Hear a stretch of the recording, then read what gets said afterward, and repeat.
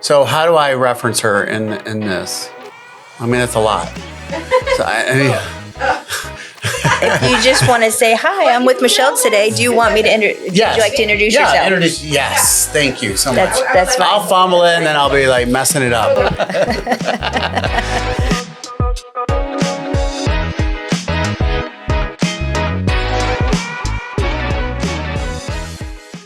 Welcome back to the Reynolds Team podcast. My name is Scott Reynolds, and I'm very excited to have Michelle joining me.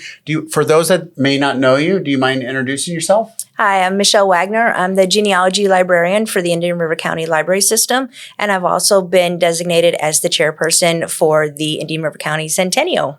Wow. So you definitely have a lot of history knowledge. Yes.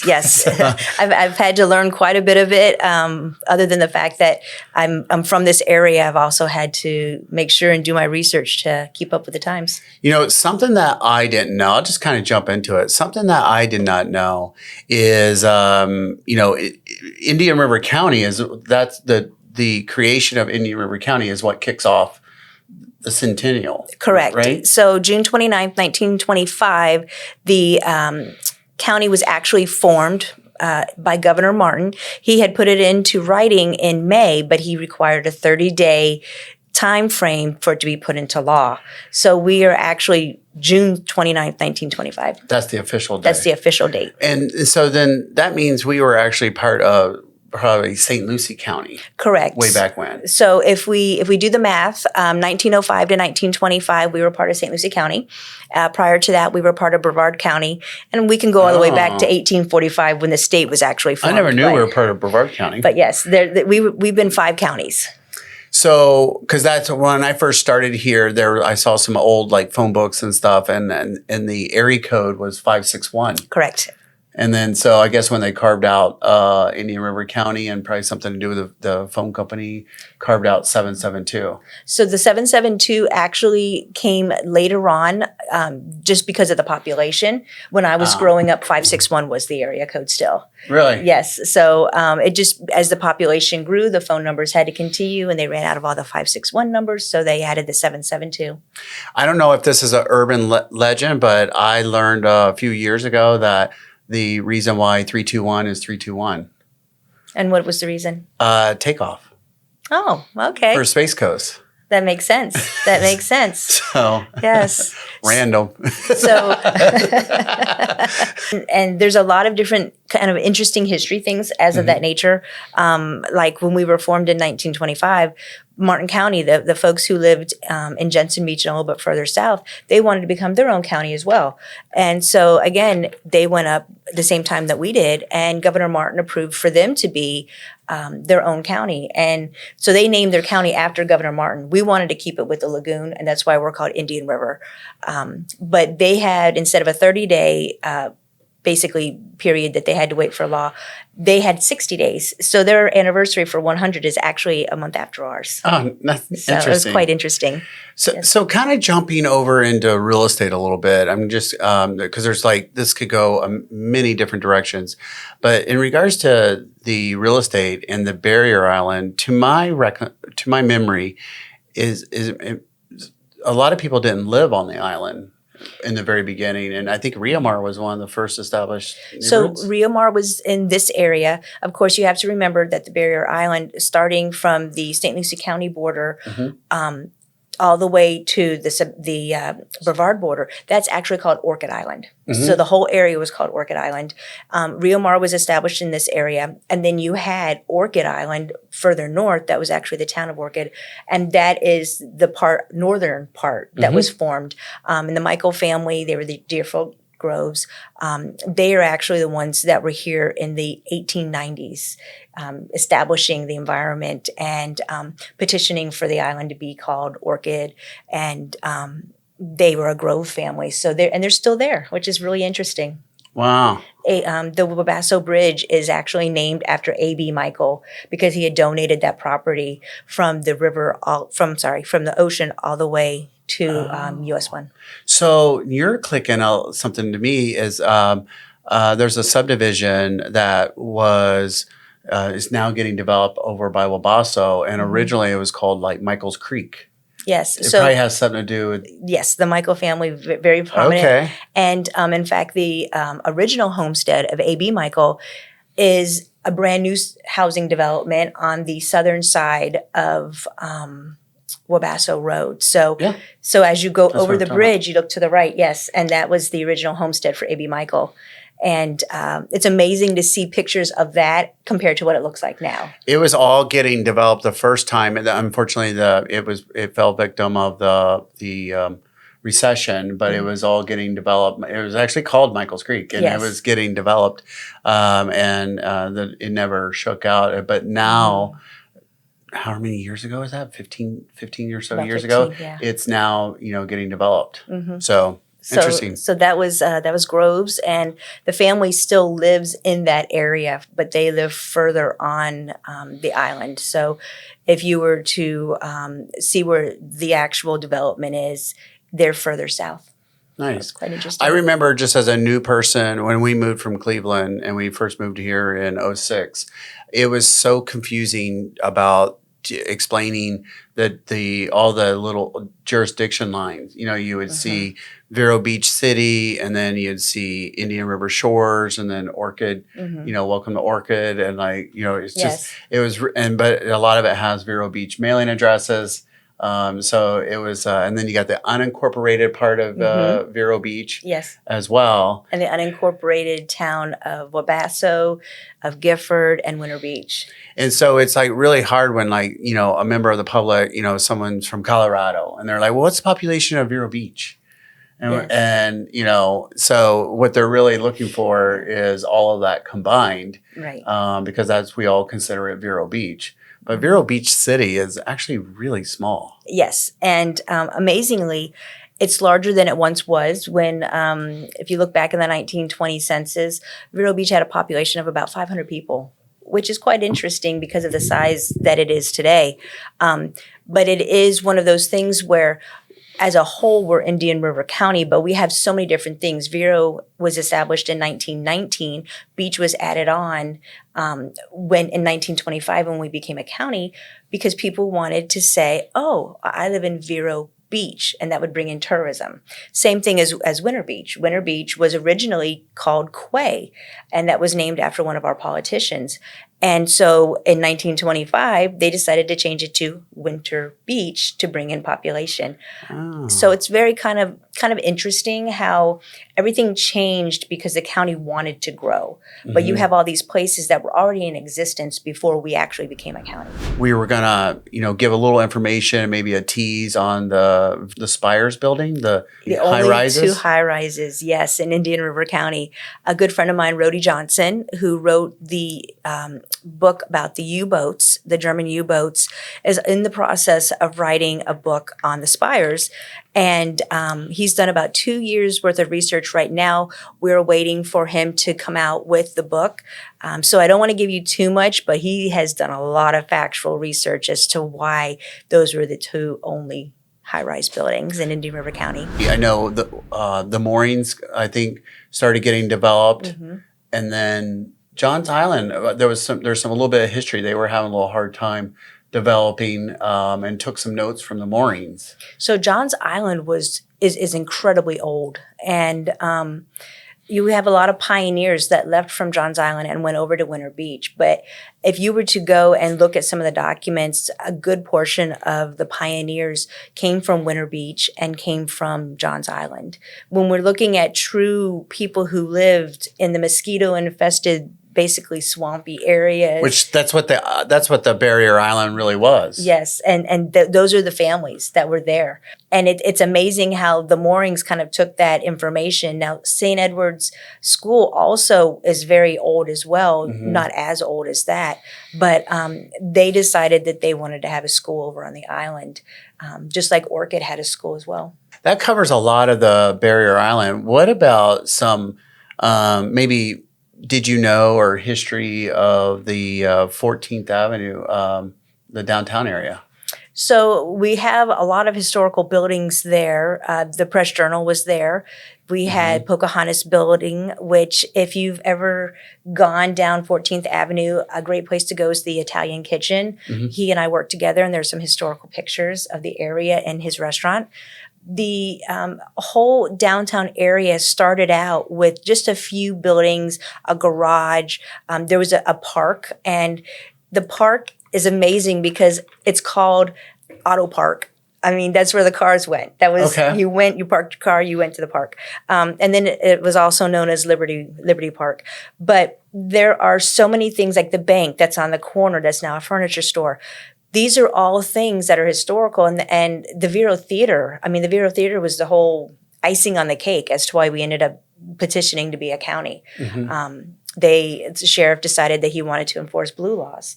And that's the fun story that everybody listens to. And they say, oh, wow, the sheriff came and arrested people. And so we went to Tallahassee.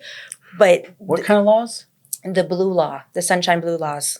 All right. So, what is that? That was you cannot watch movies on Sundays.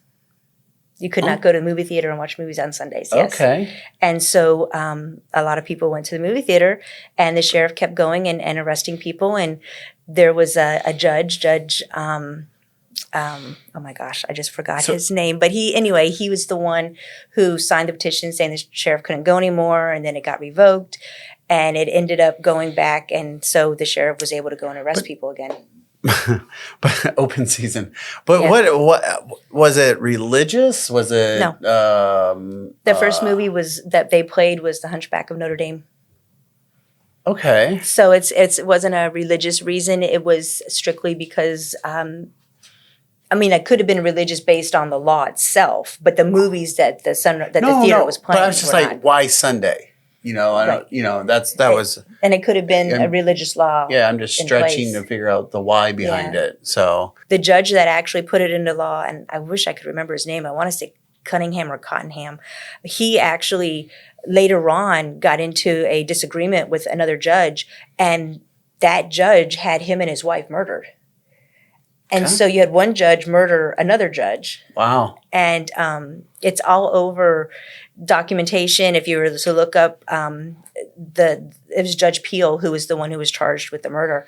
But it's just a fascinating story. Not that it had anything to do with Indian River County, but it was just this judge who was yay and nay, kind of flip-flopping back and forth with us. Later on, had his own problems. And when the county was like first established, or citrus was a big part of it, right? Yes, we were known as the Indian River grapefruit. And I think we supplied grapefruit to a lot of the nation. Oh, yes. In fact, the Michael family was one of the ones that actually went to Japan and promoted grapefruit over there. Okay. So, and citrus. So, I mean, we were basically Indian River County has been promoted throughout the whole world when it came to our citrus that we have here. And people can, they used to be able to ship it and, in Hawaii or Alaska or wherever you wanted it to be shipped to. Do you want to kind of talk about some of the events coming up? Sure. So we have quite a few. They're on our website. It's indianriver.gov/100. If that's too much to remember, you can just go to Google and type in Indian River County Centennial. But we do have a lot of different events that are coming up. One of the ones that I wanted to focus on was on May 3rd. We're going to have a movie night. And so and it's a free event. It's going to be at the Intergenerational Center on Oslo Road. And it is going to have a couple of the Historical Society movies, but it's going to also have a movie by Dale Metz, who's a Pioneer family, and he did a movie on the Vero Beach Theater. And you will actually get to see the inside of the theater based on this movie. So it's a phenomenal movie. I've seen it before. It's an hour long. So our event is from 6 to 8. So 7 o'clock is our main feature film. And then the next event that I wanted to talk about was May 31st. And that is going to be Hoses versus Handcuffs. And I'm so excited about this. This is our Sheriff's Department versus our Fire Department in a 3-part series softball game. I think I know who's going to win that. Yeah, we'll keep we'll see. We'll have a debate here. We'll take wages, bet on it. But I'm really excited about that. That's another free event that is coming up. And then one of the events that we are holding is the USO themed event. And that is, so back in 1932, the airport was just an airport. It had, first it was a mail airport, and then it started doing passengers. So Eastern Airlines was a big part of that. And then when the war came, the government came, they took the airport, made it into a naval base. And after the war was over, the base basically got given back to the county, the city. And so Bud Holman, who was already here, he had been living here, he was the manager of the airport, and he had a friend in Brooklyn. And so that's how the Vero Beach Dodgers came, Dodgertown. Everything was created because of that. And I love telling that story, but I'm telling that story because the building that these servicemen went to, their USO, is the Heritage Center, which is still in existence on 14th Avenue.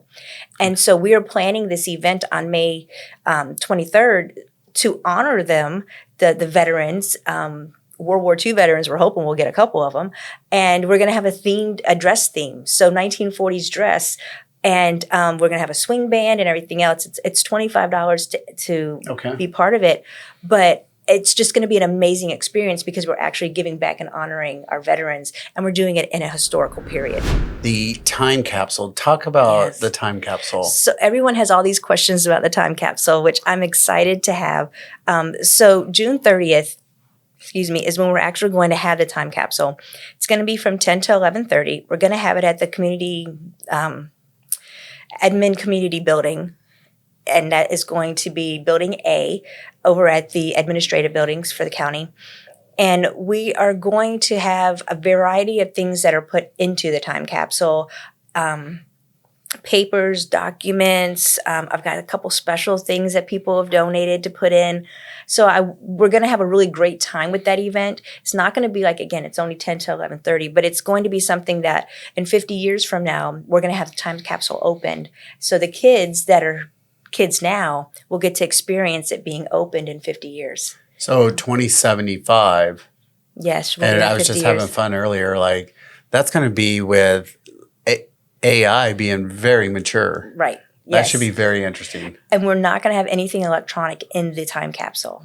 It's going to be all paper. Yeah. So anything, pictures, newspapers, like I said, documents, they're going to be in an archival sleeve. And of course, that's something that my department works with. And because we're worried that if we put something digital in there, they're not going to have the technology in the future to open it. I mean, as we've already seen, some computers don't even have a DVD player or a CD player. Yeah. So we want to make sure that we have things that people can actually physically pick up. And just think, in 50 years, if they don't ever have that kind of stuff, this is going to be like, wow, this is a newspaper. This is when they wrote on things. Yeah. So it's going to be very, very fun. And there's so many variety of things that we're so excited about, but it's just to learn about the history of this county. Wow. And so if for, just kind of wrapping up, if somebody wanted to really, is there a single resource of getting a lot of the historical facts of the county and some of the history? Is there a single website? There is not a website. There's the genealogy department is where we always tell people, if you want to learn about the county, come to the genealogy department at the main library. We're open the same hours as the library. But one of the books that you guys actually had here was this Images of America, which was Indian River County. Mm-hmm. And this is a great book. And the woman who wrote this book used to work in the genealogy department. So I know she did her research, and she continuously writes books. So I'm very excited that you had this book here. And this also, the bicentennial of the Indian River Centennial. So that one also is another book to definitely do some research on. But if you want to know a lot more than just those, please come by the genealogy department.